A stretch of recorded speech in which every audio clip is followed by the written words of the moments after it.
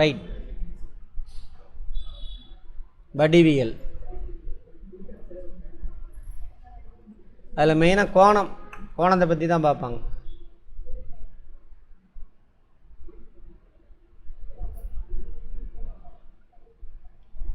வார்த்தை அர்த்தம் புரியுதா? ஜியோனான்னு அர்த்தம் புவி அப்படின்னு அர்த்தம். மெட்ரினா மெட்ரிக் அளவு அந்த மாதிரி அர்த்தம். பூமியில் உள்ள ஷேப்லாம் இருக்குல்ல, அதெல்லாம் அளக்கிறது. அதெல்லாம் அளக்கிறது அதான் ஜியாமெட்ரி. இதில் மெயினாக நம்ம பார்க்க போகிறது கோணம். இந்த டாப்பிக்கில் சதுரம், செவ்வகம், நீளம்லாம் இருக்குல்ல, அது அடுத்த டாபிக். இன்றைக்கே கூட பார்க்கலாம், நான் நாளைக்கு பார்க்கலாம். கோணம் ஆங்கிலத்தில் என்ன? ஆங்கிள். டிரான்ஸ்லேஷன் நானே பண்ணிட்டேன். சரி, அப்படின்னா என்ன?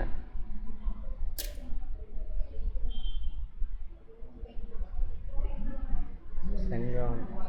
நான் கோணம்னா என்னன்னு கேட்குறேன். நீங்கள் செங்கோணம்னாக்கா அது அப்புறம் அடுத்த கேள்வி. செங்கோணம்னு என்னன்னு அடுத்து கேட்குறேன். கோணம்னா என்ன? வடிவமா?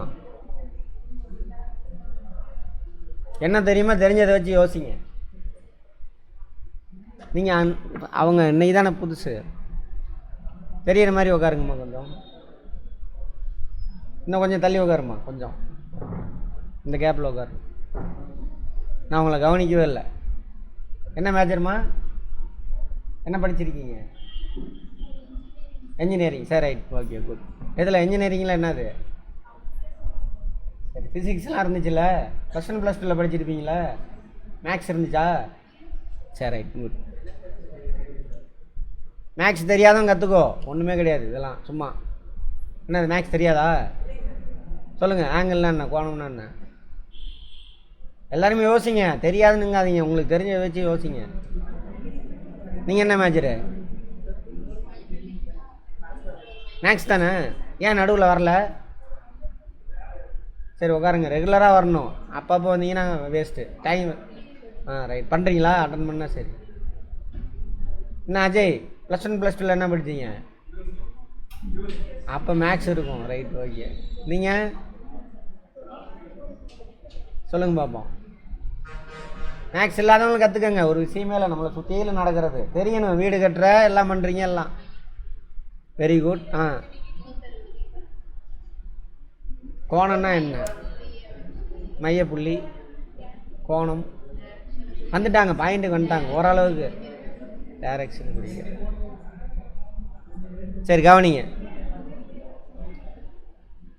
கோணம்னா என்னன்னு தெரிஞ்சுக்கங்க. அது ஒரு அளவு முறை, சரியா? இப்போது 2 இணையான கோடு இருக்கு. 2 எங்கேயாவது வெட்டுமா? வெட்டாது. 2க்கு நடுவில் கேப் எவ்வளோ இருக்கும்? இங்கே எடுத்தால் எவ்வளோ லென்த் இருக்கோ அதே லென்த் தான் இங்கேயும் இருக்கும். கரெக்டா? இணையான கோட்டுக்கு அதுக்கு பிரச்சனை இல்லை, ஓகே. இணை இல்லாத கோடு அப்படின்னு வச்சுக்கோங்க. 2 கோடு என்ன ஒரு பாயிண்டில் வெட்டிக்கும், புரிஞ்சுதா? இப்போ இணை இல்லாத கோடு இது ஒன்று போகுது, இங்கே போகுது. இணை இல்லாமல் இருந்துச்சுன்னா சரி, இங்கே பாருங்கள், இப்படி இருக்குது. இன்னொரு கோடு இப்படி கிராஸ் ஆனால் கூட, இப்படி போனால் கூட போதும், ஒரு இடத்துல வெட்டிடும். அப்போ 2க்கு நடுவில் கேப்பு ஒரே அளவு இருக்குமா? வெட்ட இடத்துல கேப் எவ்வளவு? 0. அப்படியே வர வரன்னா கேப்பு அதிகமாகிட்டே போதா? அப்போ 2 கோட்டுக்கு நடுவில் கேப்பு எப்படி கண்டுபிடிப்பேன்? அதுக்கு தான் கோணம்.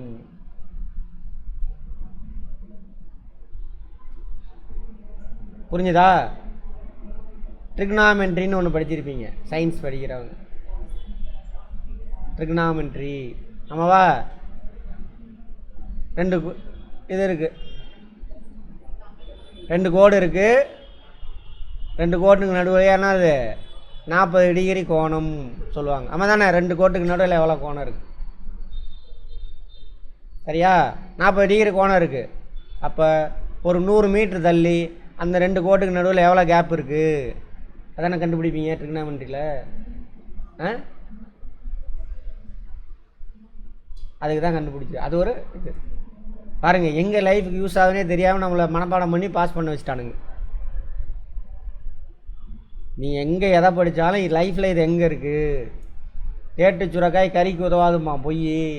நீ படிக்கிறதெல்லாம் உன்னை சுற்றியில் நடக்கிறது. கேள்வி கேளு, இது எங்கே இருக்குது, இது ஏன், என்ன, எப்படின்னு. அதுதான் படிப்பு. புரிஞ்சுதா? ரைட், சரி கவனிங்க. இதுக்கு பேர் தான் அப்போ என்னது? போனோம்னா ஒரு புள்ளி இருக்கணும், ஒரு புள்ளியிலேருந்து 2 கோடு போகுது. அந்த கோட்டுக்கு நடுவில் கேப் என்ன ஆகும்? போக போக அதிகமாகிட்டே போகும். ஸோ நம்ம அளக்க முடியாது 2 கோட்டுக்கு நடுவில் எவ்வளோ கேப்புன்னு. ஸோ அது அங்கே வர கான்செப்ட் தான் அது ஆங்கிள், கோணம். புரிஞ்சுதா? பாகைன்னு சொல்லுவாங்களா தமிழில்? ஆமாம், பாகை அப்படின்னு சொல்லுவாங்க. அதனால தான் அதுக்கு பேர் பாகை மானியே, பாகை. ஓகேவா? ரைட். அடுத்தது இவங்க ஏதோ சொன்னீங்களே சார் 360 டிகிரி சார், அதுலேயும் இருக்குது. பரவாயில்ல, அங்கங்கே ஏதோ ரைட், கிளியராக தெரிஞ்சுக்கங்க. அடுத்து வட்டம். வட்டம்னா என்னங்க?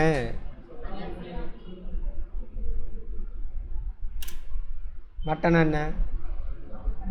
யாராவது சொல்லுங்க பாப்போம்.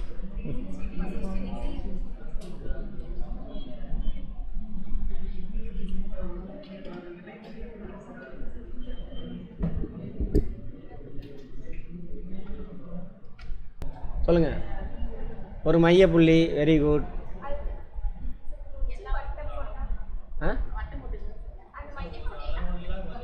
சரி, புள்ளி வச்சாச்சு, வட்டம் போட்டேன்.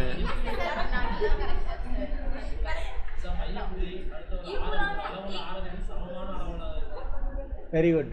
சொல்லி முடியுங்க. சரி, ஒரு புள்ளி வச்சிட்டோம். அந்த புள்ளியிலேருந்து வரேன் நான் சொல்லி முடிச்சிடறேன், கரெக்டானு சொல்லுங்கள். ஒரு புள்ளி வச்சிட்டோம், அதிலிருந்து ஒரு குறிப்பிட்ட தொலைவில் அந்த புள்ளியை சுற்றி என்ன பண்ணும்? ஒரே டிஸ்டன்ஸில் ஒரு கோடு போட்டுறோம். புள்ளியை சுற்றிலும் ஒரே டிஸ்டன்ஸு. இந்த புள்ளியிலேருந்து நீங்கள் எந்த பாயிண்ட் எடுத்தாலும் ஒரே டிஸ்டன்ஸ் இருக்கணும். 2 மீட்டர்னா 2 மீட்ரு, 2 மீட்டர்னா 2 மீட்ரு. சரியா? எங்கே பாயிண்ட் இங்கே எடுத்தாலும் சரி எவ்வளோ தான் வரணும்? இன்னொரு தான் ரீகால் பண்ணி போட்டுக்க, ரிவைன் பண்ணி கேட்டுக்கோங்க அதே வார்த்தையை. ஒரு புள்ளி இருக்குது, மைய புள்ளியெல்லாம் சொல்லாதீங்க. ஒரு புள்ளி இருக்குது, அப்புறம் சொல்லுங்கள். அதை மையமாக வச்சு ஒரு குறிப்பிட்ட தொலைவில், சரிங்களா, அதை சுற்றிலும் தொலைவு மாறாமல் என்ன பண்ணுறோம்? ஒரு கோடு போட்டுறோம். அதை சுற்றிலும் போட்டான்னு அர்த்தம், அதான் வட்டம். தொலைவு மாறக்கூடாது. என்ன தொலைவு? அந்த புள்ளிக்கும் அந்த கோட்டுக்கும் இடைப்பட்ட தொலைவு. இந்த பாயிண்ட்லேருந்து இதுக்கு பேர் சுற்று வட்டப்பாதை. இங்கிலீஷில் என்னம்மா? சர்க்கம்ஃபரன்ஸா?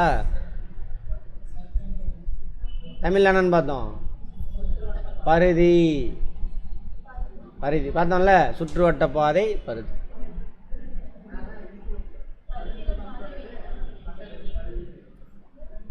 ஓகேவா? ரைட். சரி, அந்த டிஸ்டன்ஸ் சொன்னால ஒரே டிஸ்டன்ஸாக இருக்கணும்னு, அதுக்கு பேர் என்னம்மா? அதுக்கு பேர் என்ன?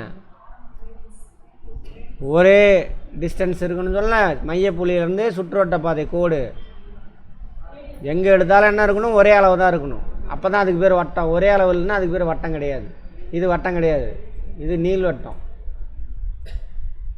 சுற்றுவட்ட பாதையிலேருந்து எந்த புள்ளியிலேருந்து நீங்கள் மையத்துக்கு போனாலும் ஒரே டிஸ்டன்ஸ் இருந்தால் தான் அதுக்கு பேர் வட்டம். இதை வச்சு நிறையா வார்த்தை இருக்குது, கோலம் எல்லாம் இருக்குது, பார்த்துக்கோங்க. சரியா? சரி, நல்லா புரிஞ்சுக்கோங்க, கற்பனை பண்ணி புரிஞ்சுக்கோங்க. கற்பனை புரியுறேன்னா கற்பனை பண்ணுறேன்னு அர்த்தம். அந்த விஷயத்தை கரெக்டாக தப்பாக கற்பனை பண்ணால் கூட புரியலைன்னு அர்த்தம். சரி, அப்போது அந்த மையப்புள்ளியிலேருந்து அதோட சுற்றுவட்ட பாதை எவ்வளோ தொலைவில் இருக்குது அப்படின்னு பார்த்தா அதுக்கு பேர் தானே அது ஆரம். இங்கிலீஷில் ரேடியஸ். இன்னொரு தடவை சொல்கிறேன். வட்டம்னா என்ன? ஒரு புள்ளி, அதை சுற்றிலும் ஒரு குறிப்பிட்ட தொலைவில் அதை சுற்றி என்ன பண்ணணும்? ஒரு கோடு போட்டுடணும். க்ளோஸ்டாக இருக்கணும், ஓப்பனாக இருக்கக்கூடாது. அதுக்கு பேர் தான் வட்டம். அப்படி அந்த மைய புள்ளிக்கும் அதோட சுற்றுப்பாதைக்கு நடுவில் எவ்வளோ கேப் இருக்குது அப்படின்னு பார்த்தா தானே அது ஆரம். அந்த கேப்பு சுற்றுவட்ட பாதையிலேருந்து எந்த பாயிண்டில் நின்று பார்த்தாலும் என்ன இருக்கணும், ஒரே தொலைவு தான் இருக்கணும். 2 மீட்டர்னா 2 மீட்டர் தான் இருக்கணும். அப்படி ஒரே தொலைவாக இல்லை, இப்போ இங்கே 2 மீட்ரு வருது, இங்கே 4 மீட்ரு அப்படின்னா அது வட்டம் கிடையாது. புரியுதா? அப்படி சுற்றுவட்ட பாதையிலேருந்து மையத்தை நோக்கி மையம் வரைக்கும் இருக்குல்ல அந்த தொலைவு, அந்த தொலைவுக்கு பேர் தான் என்னது, ஆரம். வட்டத்தில் ஒரு முக்கியமான கேரக்டர் ஆரம். இங்கிலீஷ் பீஸில் என்னது அதுக்கு பேர், ரேடியஸ். சரியா? ஓகே. அடுத்து விட்டம்னா என்ன,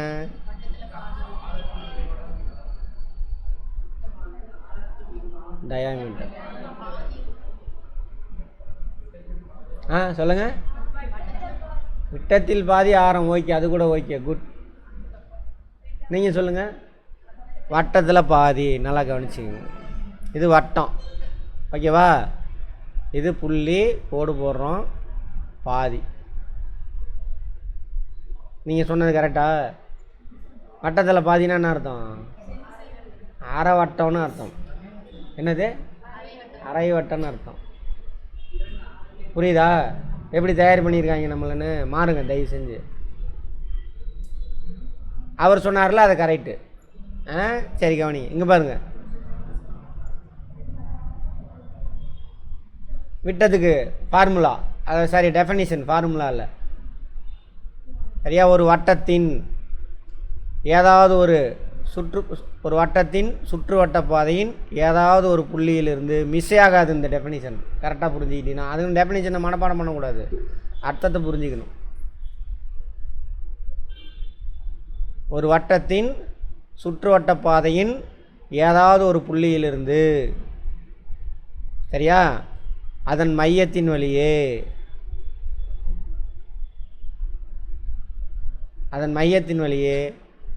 எதிர் திசையில் உள்ள வட்டப்பாதை அடைய வேண்டும். இது ரெண்டுக்கும் இடையே எவ்வளவு தூரம் இருக்கோ அதானது விட்டம். மையத்தின் வழியே போகணும். இப்போ இங்கேருந்து கிளம்புறீங்க, வட்டத்தோட ஒரு எண்டு இங்கே போய் முடியுது. சரியா? மையத்தின் வழியே போகலை. அப்போ இது என்ன கிடையாது, விட்டம் கிடையாது. புரிஞ்சதா? அதே இங்கே கவனிங்க. ரைட்டு. ஃபஸ்ட்டு இன்னொன்று புரிஞ்சுக்கங்க. அப்போ இது என்னது, ஒரு ஆரம். கரெக்டா? இது என்னது, ஒரு ஆரம். அப்போ 2 ஆரம் சேர்ந்தது R plus R. R square கிடையாது, ஆர் ப்ளஸ் ஆர். அதை எப்படி எழுதணும், 2r. அப்படி தான் எழுதணும். அப்போ 2 ஆரம் சேர்ந்தது என்னது, ஒரு வட்டம், சாரி ஒரு விட்டம். இங்கிலீஷில் டயாமீட்டரா? அதை தான் அவர் சொன்னார், ரிவர்ஸில் சொன்னார். விட்டத்தில் பாதி ஆரம், விட்டத்தில் பாதி ஆரம். புரிஞ்சதா? அப்போ 2 ஆரம் சேர்ந்தது என்னது, ஒரு விட்டம். இப்போ கவனிங்க, இது ஒரு ஆரம், இது ஒரு ஆரம். 2 சேர்த்தனா என்ன கிடைக்கும், விட்டம் கிடைக்கும். 2r. 2r எவ்வளவு, விட்டம், டயாமீட்டர். ஸ்மால் டியா கேப்ஸ் டி போகணுமா, டயாமீட்டர்.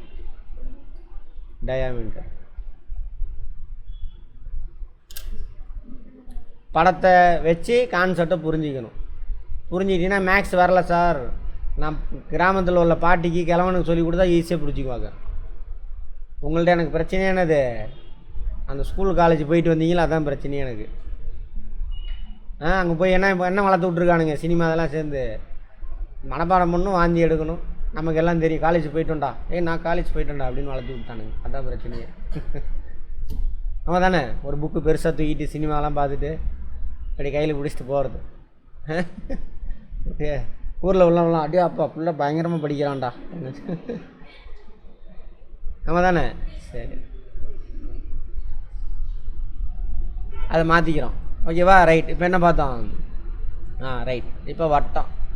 வட்டம்னா என்னன்னு கிளியரா?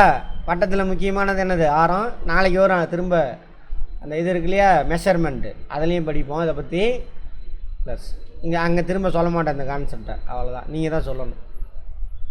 2 கேரக்டர் இருக்குது வட்டத்தில். ஒன்று என்னது ஆரம், இன்னொன்று என்னது விட்டம். 2 ஆரம் சேர்ந்தது என்னது ஒரு விட்டம். புரியுதா? அப்போ இந்த கோடு லென்த்து தான் வந்து என்னது விட்டம். ஆரமும் ஒரு லென்த்து.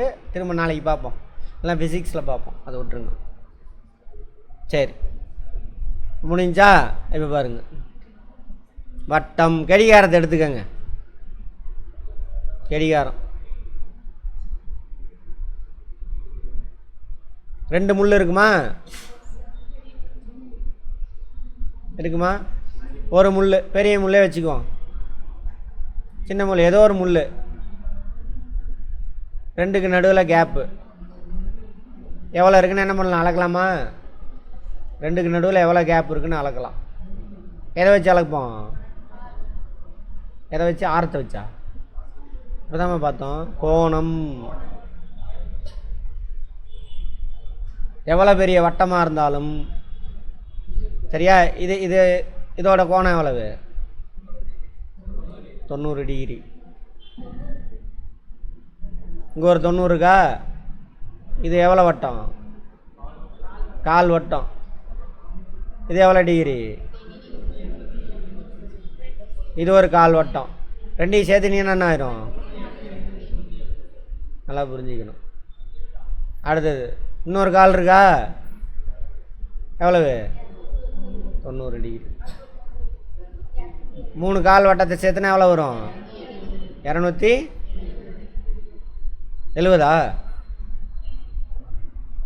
180 90 270. சரியா போச்சு. இன்னொரு கால் இருக்குது, அங்கே எவ்வளோ இருக்குது? 90 ப்ளஸ் 90.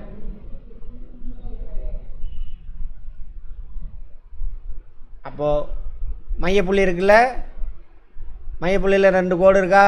ரைட். அப்படி முள் இங்கேருந்து கிளம்புது, ஒரு ரவுண்டு அடித்து வந்தாக்கா அது எவ்வளோ கோணத்தை சுற்றி வந்திருக்கு? 360 டிகிரி இருக்குது. அப்போ வட்டத்தில் எப்படியா சுற்றி சுற்றி வந்தாலும் எவ்வளோ டிகிரி தான் இருக்கும்? 360 தான் இருக்கும். கோணமே எக்ஸ்ட்ரா மேக்ஸிமம் அவ்வளோ தான் இருக்கும். ஏன்னா மையப்புள்ளி இருக்கா, ஒரு ரவுண்டு அடித்து வரும். மையப்புள்ளினாவே எதோட கேரக்டரு? வட்டத்தோட கேரக்டரு. அதில் இந்த மையப்புள்ளியை வச்சு 2 கோடு. இங்கே இருந்தாக்கா எவ்வளவு? 30 டிகிரி சம்திங். இங்கே இருந்தால் 90 டிகிரி சம்திங். இந்த கோட்டுக்கு அதுக்கு நடுவில். இங்கே இருந்தால் 180 டிகிரி சம்திங். இங்கே இருந்தால் சுற்றிட்டு வந்துருச்சு கேப்பு சம்திங் 300 சில்லற அந்த மாதிரி வரும். அப்போ வட்டத்தின் மொத்த கோணம் எவ்வளவு? 360 டிகிரி. கால் வட்டத்தோட கோணம் எவ்வளோவா இருக்கும்? 90 டிகிரி. அரை வட்டத்தோட கோணம் 180. கோடு நேராக இருக்கும். அரை வட்டம்னா இங்கேருந்து இது வரைக்கும் அதோட கோணம். முழு வட்டத்தோட கோணம் 360 டிகிரி. அவ்வளோதாங்க. அப்போது ஒரு புள்ளி 2 கோடு, இதை வச்சு தான் என்ன இருக்குது? கோணம் வருது. வட்டத்தில் முக்கியமான கேரக்டர் எது? ஆரமும் விட்டமும். அதில் கோணம் 3 விஷயம் இருக்கும். அதை வச்சு தான் வட்டம் சம்மந்தமான விஷயம்லாம் அதுக்குள்ளேயே அடங்கிடும். கோணம் இருக்கும், அது ஆரம் கொடுத்துருப்பான், விட்டம் கொடுத்துருப்பான். அதை வச்சு கண்டுபிடிக்க சொல்லுவான். கண்டுபிடிக்கணும். எது கண்டுபிடிக்கணும்? அதெல்லாம் எங்கேயோ போய் கிரவுண்டில் ஏதோ ஒரு வட்டம் போடணும், அல்லது வட்டமான இடம் இருக்குது, அங்கே பில்டிங் கட்டணும், அப்போ எவ்வளோ இடம் இருக்குது கண்டுபிடிக்கணுமா? அதுக்கு தான் இதெல்லாம். லைஃபுக்கு தான் இதெல்லாம். புரிஞ்சுதா? ரைட். யார் போடுவா இதெல்லாம்? மேஸ்திரி செஞ்சிடுவோம் அந்த வேலையெல்லாம். மேஸ்திரியை கூப்பிட்டு, ஐயா இந்த இடத்துல வட்டமாக என்ன பண்ணும்? ஹெலிகாப்டர் இறங்குற மாதிரி ஒரு தளம் அமையா அப்படிமா. எவ்வளோங்க வேணும் அப்படிமா. இவ்வளோ ஆரம். அவனே சொல்லிடுவான். இவ்வளோ ஆரமா சார்? இவ்வளோ ஏரியா பிடிக்கும் சார். இவ்வளோ ஏரியானாக்கா எவ்வளோ ஆழத்துக்கு சார் ஸ்ட்ராங்காக உங்களுக்கு கட்டணும்? இவ்வளோ ஆழத்துக்கு ஜல்லி போடணும் சார். அப்போ அவ்வளோ சிமெண்ட் வேணும், அவ்வளோ மணல் வேணும். அதுக்கு தான் இதெல்லாம். புரிஞ்சுதா? லைஃபுக்கு தான் இதெல்லாமே. சும்மா வாந்தி எடுக்கிறது கிடையாது. ரைட், பார்ப்போம். இதில் மெயினாக ரைட் சதுரத்தின் சுழற்சி கோணம் அதை விட்டுருங்க.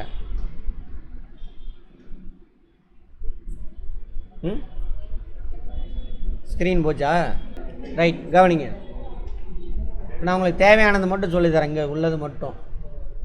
கோணங்களோட வகைகள். குறுங்கோணம், இங்கிலீஷ்லேருந்து அக்யூட் ஆங்கிள்.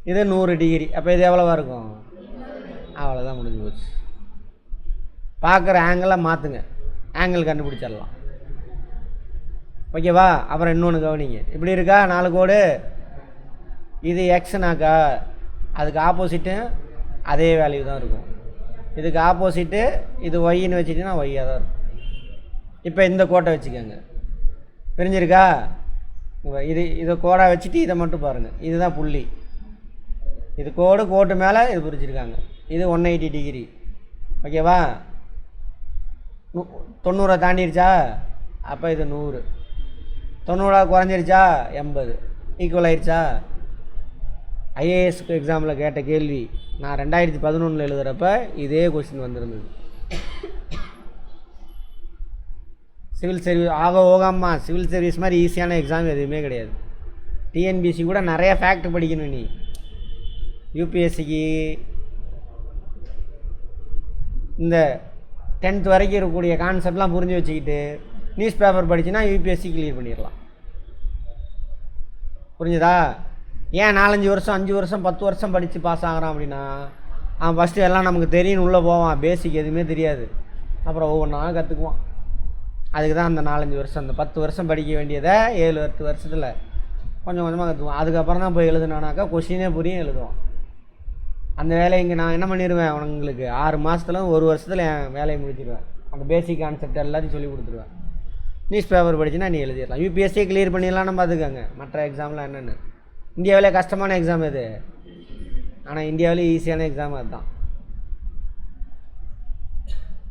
சரியா? குழந்தைக்கு சைக்கிள் ஓட்டுறது கஷ்டமாக ஈஸியான்னு கேட்டால் என்ன சொல்லுவாங்க? கஷ்டம்தான் சொல்லுவோம். உங்களுக்கு ஏன்னா நீங்கள் பழகிட்டீங்க, அதில் என்ன விஷயம்னு தெரியும். அதெல்லாம் ஆனால் ஒன்றுமே இல்லை. கற்றுக்கிற வரைக்கும் என்னது, அதான் கற்றுக்கிட்டுனா ஈஸி, எல்லாமே ஈஸி, அவ்வளோதான். முக்கோணத்தோட வகையா, அதனால் நமக்கு தேவையில்லை. இன்னொன்று புரிஞ்சுக்கோ, முக்கோணத்தோட கோணம் இருக்கு இல்லையா உள்ள. இப்போ ரீசெண்டாக டிஎன்பிசியில் அந்த கொஸ்டின் கேட்டிருக்கான். சரியா? இது ஏன் முக்கோணம்னு பேர் வச்சான் பாரு, இது தெரியுதா? 3 ஆங்கிள் இருக்குது.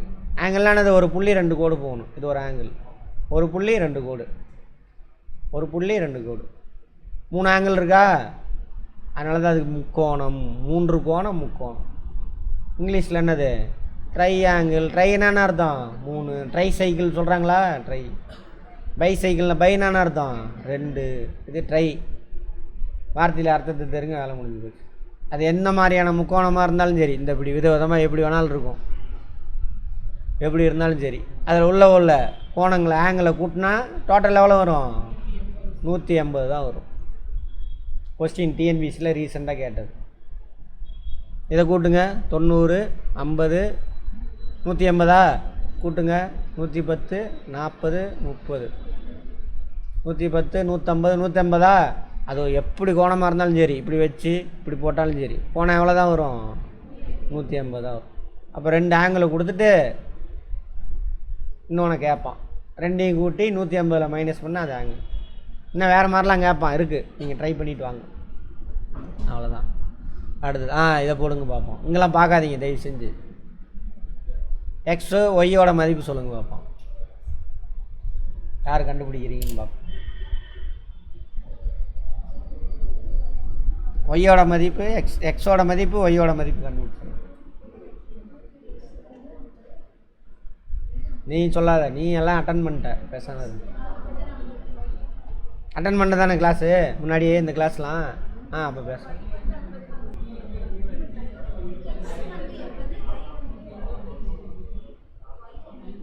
எவ்வளவு? 65. எது ஒய்யா? எப்படின்னு சொல்லணும் எனக்கு. இங்கே பாருங்க, சரி கவனிங்க. புள்ளியா? பிரித்து விளாடுங்க, பிரித்து பார்க்கணும். இதை தனியாக பார்த்துக்கங்க, இங்கே சேர்த்தாதீங்க. இப்போ வச்சுலாம் நீங்கள் எதுவும் சொல்ல முடியாது. இங்கே ஒன்று கொடுத்துருக்கானா? இது புள்ளியா? ஸ்ட்ரெயிட் ஆங்கிளா? ஸ்ட்ரெயிட் ஆங்கிளில் வெளியில் எவ்வளோ கொடுத்துட்டான்? அப்போ இது எவ்வளவு? ஸ்ட்ரெயிட் ஆங்கிள் எவ்வளவு டோட்டலாக? 150. வெளியில் 130 வச்சுன்னா இது எவ்வளவு? 50. இது 50. இது 50. முக்கோணத்தோட டோட்டல் கோணம் எவ்வளவு? 180. இது 50 50 100. இது எவ்வளவு? டிஎன்பிசியில் கேள்விங்க அது.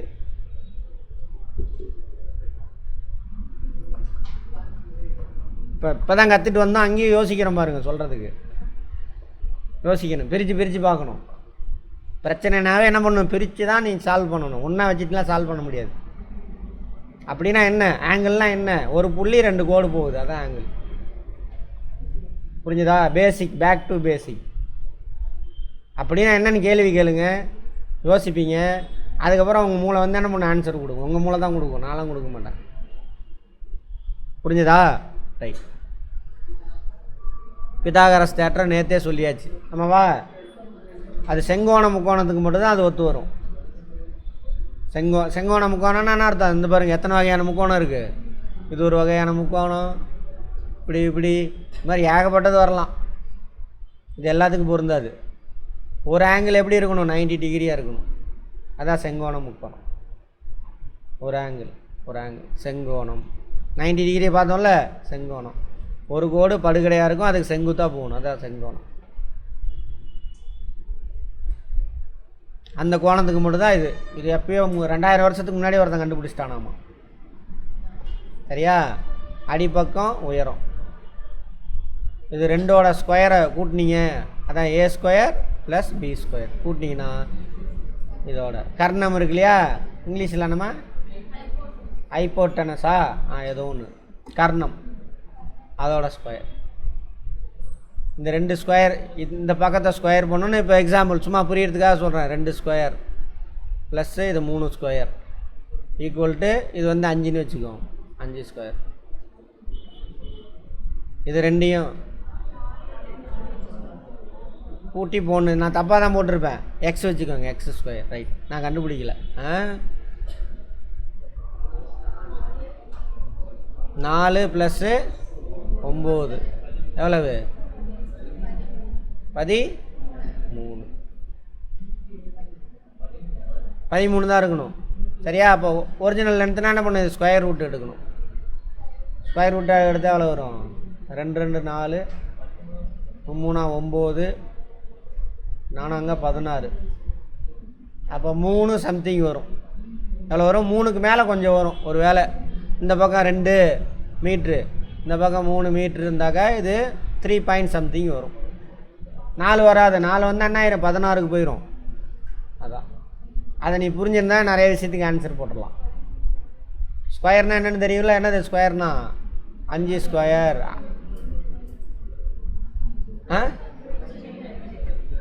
5 ×